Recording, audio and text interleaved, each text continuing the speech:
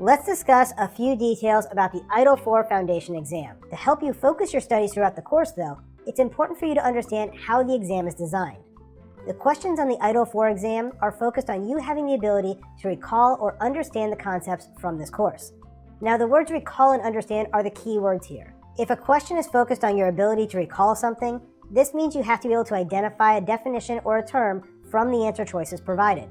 For example, if the exam provides you with a definition for a particular term that we use in the course, it's going to provide it to you word for word the same way we presented it inside the course.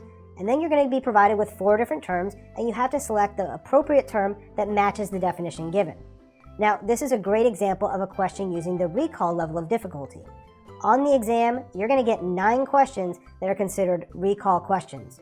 For that reason, it's really important to be familiar with the definitions that we present in this course. Now, if a question is focused on your ability to understand something, this means you have to be able to describe or explain a definition, a term, or a concept based on the answers provided. For these questions, the exam isn't looking for an exact word match. Instead, you might get an example of something and you have to determine the correct ITIL practice or term that relates to it. If you pay close attention in this course, you're going to learn the concepts of ITIL and be able to answer those questions on the exam without too much difficulty. Now, how do you take the official certification exam and become ITIL Foundation certified? Well, Excelos and PeopleCert make it quite easy because you don't even have to get in your car and drive to a testing center like many other certification exams. Instead, you're able to take the exam online from the comfort of your own home or office using the PeopleCert web proctoring service. To schedule your exam, you do need an exam voucher though, because this covers the cost of the certification exam itself. You can buy the exam voucher directly from PeopleCert on their website at a cost of $349. Now, once you order, your voucher is delivered to your email within about 10 minutes, and you can then schedule your certification exam for the day and time that's most convenient for you. So now that you know what to study in terms of recall and understanding, and you know where to buy your voucher and how to schedule your exam, what's next? Well, let's talk about the exam itself. There's some key facts and figures that you need to know. First, the exam is timed. You're going to get 60 minutes to take the exam. Now, if you're not a native English speaker, but you're taking the exam in English, you can go ahead and get an extra 15 minutes of time on the exam if you request it during your scheduling. This will bring your time up to 75 minutes if you request a time extension from PeopleCert. Now, for all of us English speakers, though, we only get 60 minutes. Don't worry, though, 60 minutes is plenty of time for this exam. Most of my students finish in about 30 minutes. Now, as for the questions, the exam only has 40 questions, and the exam contains only multiple choice questions on the exam. So again, this exam is about recalling and understanding, not memorization and not comprehension in depth. So you won't have to write out a definition word for word or pull up an answer out of thin air. Instead, it's always an A, B, C, or D choice. To pass the certification, you have to answer at least 26 questions out of 40 correctly. This equates to a 65% or higher on the exam for you to pass it and earn your ITIL certification. To best prepare for the exam, I recommend you take a lot of practice exams. We've included quiz questions and 2 full-length practice exams with this course.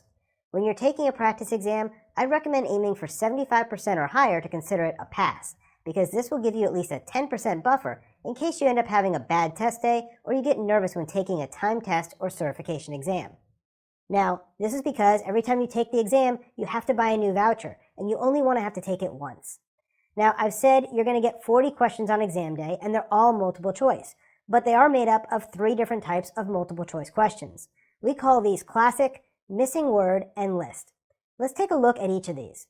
First, we have a classic question. For example, which character was created by Walt Disney?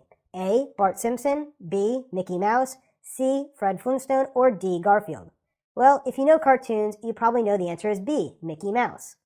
Now, you may see a few classic questions on the exam that are shown as what we call a negative classic question. This is symbolized by the word not in the question. So if you're asked something like, which of these is not a car brand? A. Ford, B. Saturn, C. Cisco, or D. Toyota, you hopefully realize that Cisco is not a car brand, but instead is networking gear. In fact, Cisco is a very popular brand of networking equipment, but the other 3 are car brands.